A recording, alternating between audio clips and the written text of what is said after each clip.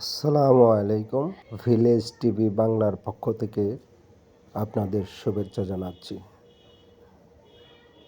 পাখি প্রেমিকদের জন্য এই ভিডিওটি অত্যন্ত সুন্দর একটি ভিডিও হচ্ছে।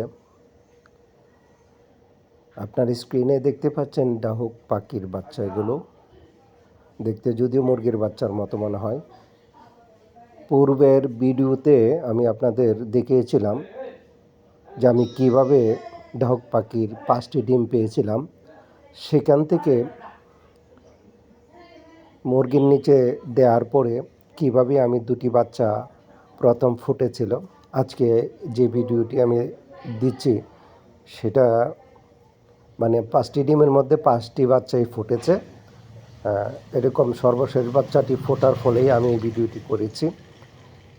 এবং এই যে একদিনের বাচ্চা, বিশেষ করে ডাহুক পাখির বাচ্চা, এই যে সদ্য ছানাটি যেটি এই যে ফুটেছে, একেবারে সদ্য কেবল ফুটেছে এই ছানাটি, গাটা কেবল শুকিয়েছে।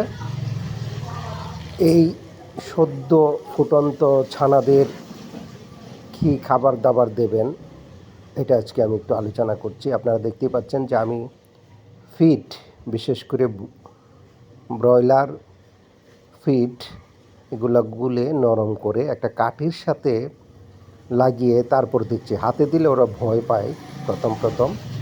তো কাঠির সাথে লাগিয়ে আমি দিচ্ছি, ওরা খাচ্ছে। এবং এই অবস্থায় আপনারা যা করবেন সেটি হচ্ছে যে মুরগির ফিড তো অবশ্যই গুলে দিবেন, খুব সহজলভ্য একটা বিষয়। আর ঘাস ফড়িং, ছোট ঘাস ফড়িং, তারপর শামুক, কেঁচু ইত্যাদি, তাদের ছোট মাছ আপনারা দিতে পারেন। গুঁড়া মাছ, যেমন কিসকি জাতীয় যে মাছগুলো খুবই ছোট, এই মাছগুলো কিন্তু আপনারা দিতে পারেন। বাচ্চারা এই যে সুন্দর করে খাওয়ার চেষ্টা করছে।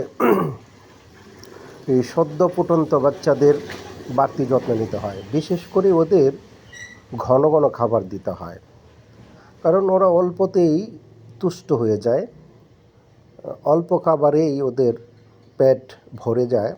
পরবর্তী কিছুক্ষণ পরেই আবার কিন্তু ওরা খেতে চায়। তো যারা পাখি পালন করেন, বিশেষ করে পাখি প্রেমিক, তারা অবশ্যই বুঝবেন, অবশ্যই একটু কষ্ট করতে হবে। যারা যে কোনো পাখি আপনারা যদি পালেন তাহলে যত্নের সহিত, এই যে দেখতে পাচ্ছেন চমৎকার এই পাখি, খুবই সুন্দর, সো কিউট। স্রষ্টার সৃষ্টি কত অপূর্ব, কত সুন্দর। এই কুড়িয়ে পাওয়া 5টি ডিম থেকে 5টি বাচ্চাই ফুটেছে, আল্লাহর অশেষ মেহেরবানি এবং আপনাদের দোয়া। এই যে দেখছেন 5টি ছানাই কিন্তু ফুটে বেরিয়েছে। তো এই ছানাদের আমি খুব যত্ন করছি এবং যত্ন নিয়ে ওদের খাওয়ানোর চেষ্টা করছি, এবং ওরা কিন্তু ভালোভাবে খাবার চেষ্টা করছে। এবং মুরগিটি সর্বক্ষণ তা দিয়ে যাচ্ছে। মুরগিটি আমি রেখেছি তাদেরকে তা দেওয়ার জন্যে। তো আমি ভিডিওটি আর বাড়াতে চাই না। আপনারা ভালো থাকুন, সুস্বাস্থ্য কামনা করে এখানে শেষ করছি। ধন্যবাদ।